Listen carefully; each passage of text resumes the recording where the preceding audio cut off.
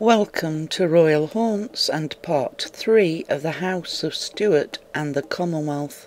Having executed the king, when all said and done, was a well-planned murder, as those that could have put Charles back on the throne was blocked from entering Parliament. But with so many anti-royalists, it was only by one vote against Charles I that sent him to his death. Oliver Cromwell came from relative obscurity. He was related to the statesman Thomas Cromwell through the female line, his great-great-grandmother, Catherine, keeping the lucrative Cromwell name after she married Morgan Williams. Like many others throughout the reign of Henry VIII, Thomas Cromwell was used as a scapegoat in the failed marriage arrangements with Anne of Cleves. Oliver Cromwell was from the gentry stock, being a gentleman farmer through an inheritance of land, but when he fell into debt, he had to sell and look for other ways to make a living.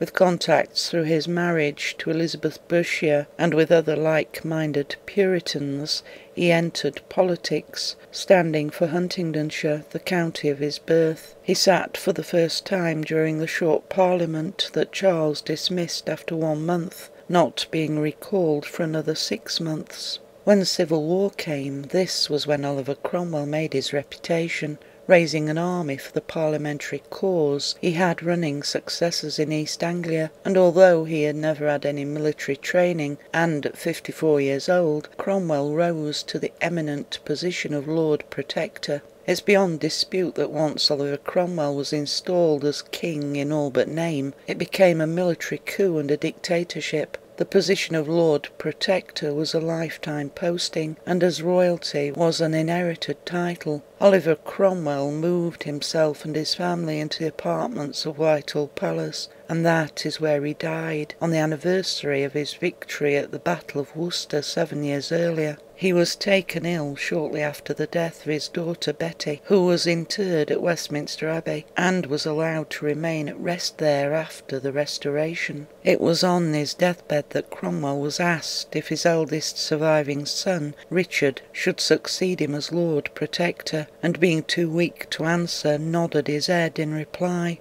Had he chosen his younger son, Henry, England would have taken a totally different course. At the side of Richard, who had little political experience and had not joined his father in any military activity, Henry was a seasoned military leader, being all but king in his rule over Ireland as Lord Deputy. A storm raged over southern England as the life of Oliver Cromwell expired. It brought murmurs from the superstitious that the devil had come to fulfil a bargain made, where Cromwell had sold his soul before the Battle of Worcester in return for victory. Having undergone a king-like coronation, the Lord Protector was given a funeral fit for a king, and was interred alongside his daughter at Westminster Abbey, where he lay undisturbed for 2 years. When Charles II was restored to the crown, part of the deal was that pardons be given to those involved in acts during the Civil War, but that did not include those who signed the king's death warrant. Those that were still alive, being found guilty of regicide, were executed at Tyburn by being hung, drawn and quartered. And there was no getting away for Oliver Cromwell, who was taken and executed posthumously. His body was thrown into a pit, and his head spiked onto Westminster Hall to deter others from carrying out similar crimes. With the coffins removed from Westminster Abbey, they were taken to the Red Lion Inn, and heading towards the gallows at Red Lion Square, 3 misty figures have been seen, this being Oliver Cromwell, a cloaked figure accompanied by his 2 cohorts, his son-in-law Henry Ireton, who called for the trial of the king, dying in 1651, and John Bradshaw, who presided as judge over the mock trial. Bradshaw died in 1659, and along with Cromwell both of these men were tried posthumously. Bradshaw is also reputed to haunt the deanery at Westminster where he was interred. Houses have since been built around Tyburn, where the gallows once stood, being marked by Marble Arch, while pits with the remains of the condemned have long been built over.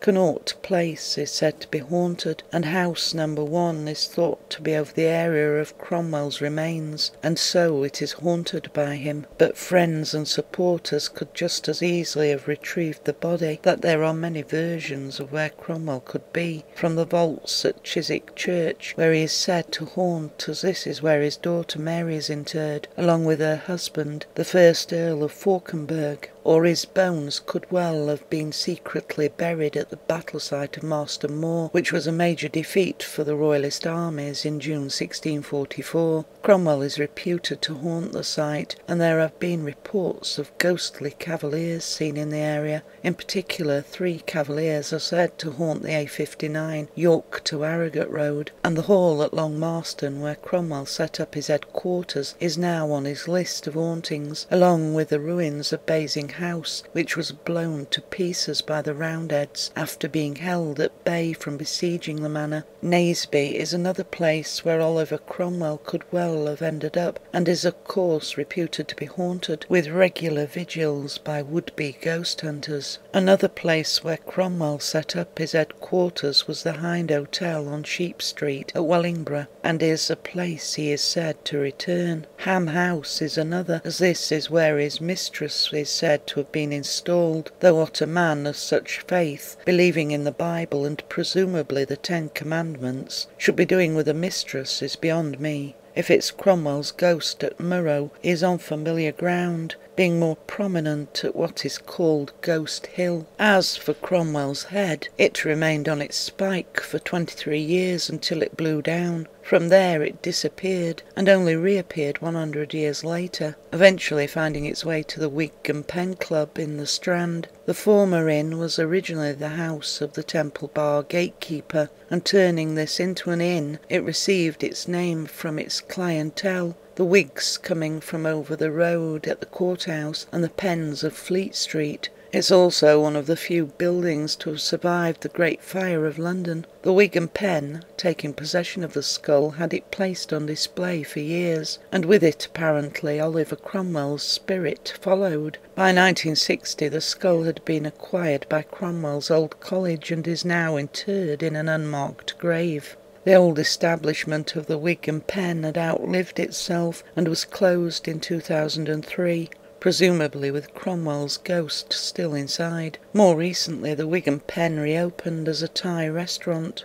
Oliver Cromwell's death and acknowledgement of his son as successor left Richard Cromwell at 32 years old to oversee men old enough to be his father, who had more knowledge of the laws of Parliament, as it was they who made them. Having lived in his father's shadow, it didn't take long for Richard to allow those stronger personalities to take control. Parliament was recalled, with members returning that Oliver Cromwell had cut out due to their royal sympathies, and it wasn't long before a call rose to restore the monarchy in Charles II. Apart from Oliver, the rest of his family was allowed to live unmolested. His wife, writing a letter pledging her loyalty to the king, was seen with a pension, as was Henry, who resigned his post and retired to Spinney Abbey in Cambridgeshire, where he died in 1674. The story that Charles II visited him being highly unlikely. On the other hand, Richard, who had little support to see a return to the dark days of military rule and high taxes, had his debts paid and was given a pension. He left England, travelling under a number of pseudonyms, including John Clark. He returned to England in 1680 and went into lodgings with a Thomas Pengelly at Finchley in Middlesex. He did attempt to get some inheritance from the estate on his wife's death, but his children were granted moneys from the property he had deserted. When he died in July 1712, 10 years into the reign of Queen Anne, he was interred at Hursley Parish Church. The short rule of Richard Cromwell left England to cheer as Charles II rode into a jubilant London.